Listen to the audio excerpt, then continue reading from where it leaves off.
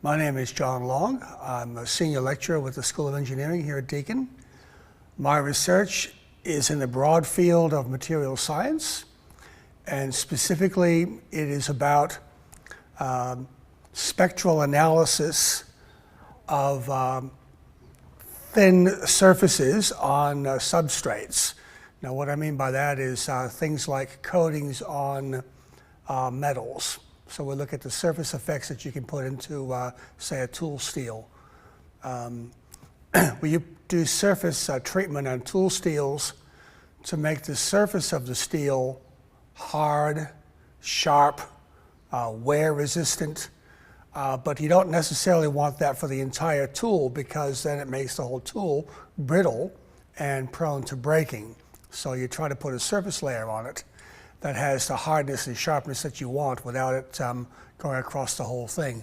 And a lot of my research is involved in analyzing those surface layers to see chemically what is there. Well, I'm part of the Geelong Technology Precinct and part of the School of Engineering's research efforts. And a lot of what the school has done over the years is work with manufacturing industries to make manufacturing processes more efficient, cheaper, those sort of things. And so an awful lot of manufacturing around Australia and around Victoria deals with machining. And the people who do machining are forever trying to make their tools, their cutting tools, their dies, their stamping presses and so on, last longer, break down less, those sorts of things.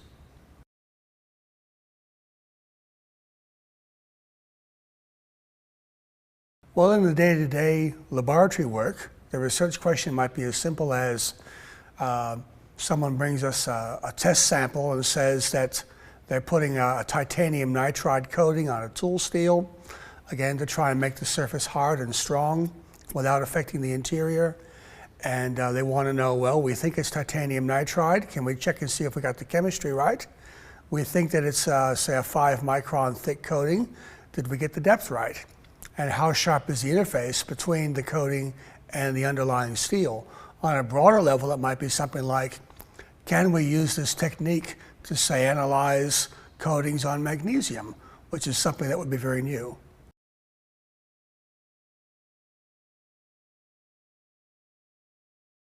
Well, the first thing that starts off in the research is the problem.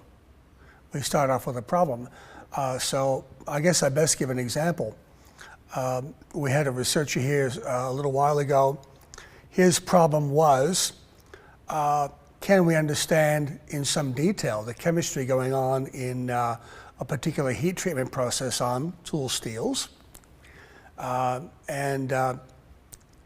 The part that involved me was a specific bit where after he finished a whole bunch of chemical treatments and did a whole bunch of theoretical calculations about what he thought was going on, we had to use atomic emission spectrometry to find out what he actually did. And so it became a team effort, essentially. He showed me his work, his theoretical calculations. We think that carbon atoms in the surface of the steel did this to this particular depth. The theoretical work says it should be like this. So then we had to work out a way of analyzing his test samples to see if it really was true or not. Now it was tricky because it wasn't just a matter of put the sample on the machine, push the button and write down the number. In fact, we were looking depth-wise into his steel far deeper than what the machine could do in one go. So we had to do an analysis, grind it back, but then measure how much we were grinding, do another analysis, and then we ended up going a couple of millimeters into the steel when the instrument itself only goes maybe 1/10 of a millimeter. And we had to essentially take 4 or 5 or 6 runs off the spectrometer, add them all together and put them all on. Very happily, it turned out that the experimental results that we obtained were very similar to the theoretical model that he had developed, and that was a very good outcome.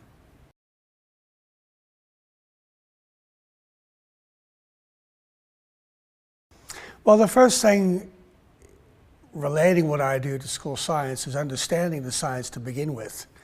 The whole science of spectroscopy, believe it or not, can be summed up in a single simple mathematical equation, which in terms of what I do, I think is almost as important as Newton's laws themselves. I'm not going to go into what that equation is, but an understanding of the fundamentals is critical because you simply can't do it.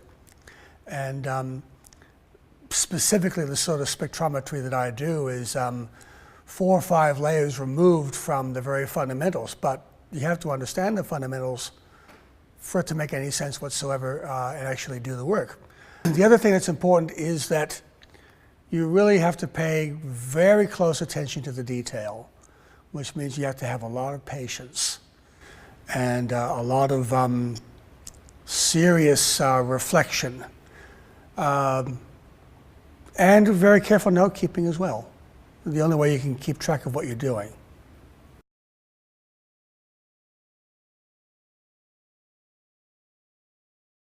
Well, the science of what we're talking about today has a couple of aspects to it. In what I do, or in the science of atomic spectroscopy, there's 2 things you have to do. Number one, you have to have a look at individual atoms. So you have a sample of some sort. It might be a lump of steel, it might be a blob of corrosion, it might be a bit of fluff from a crime scene. And you want to know, what is it? So you have to take your sample and you have to somehow get it into individual atoms.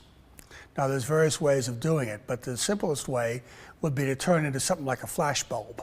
So maybe you apply very high voltage or electric current through the sample and it goes poof. And out comes a flash of light. And that light will be a product of the individual atoms in your sample.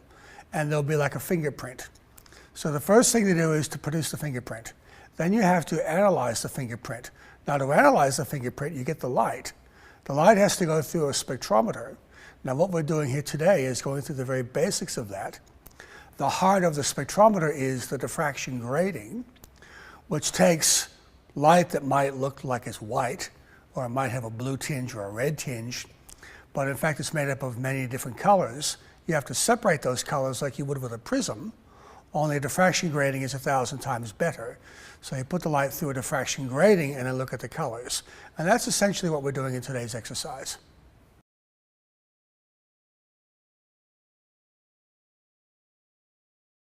They're thinking about what light sources can we make. And so they're thinking about, can a flame, my proposal was a flame test. The teachers are still humming and hawing about whether that's practical or not. Yeah. But something to make something give off light, and it might be the could be the fluoros from the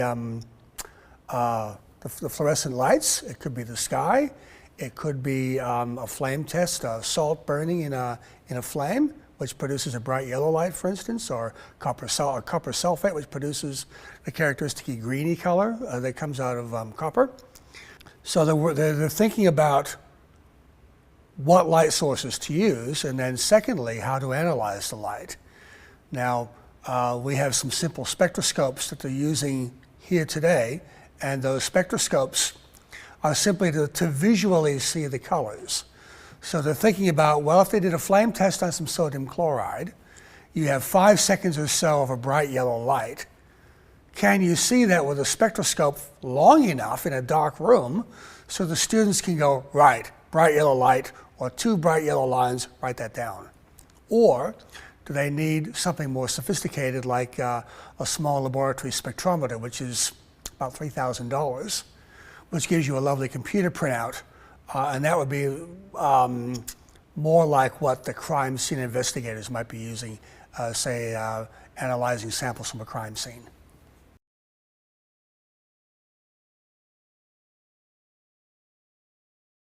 It appears that that's pretty critical at the moment, that science is a lot of textbooky sort of stuff, and bringing contemporary science into schools excites the students, engages them a bit better than, say, just reading things out of a book.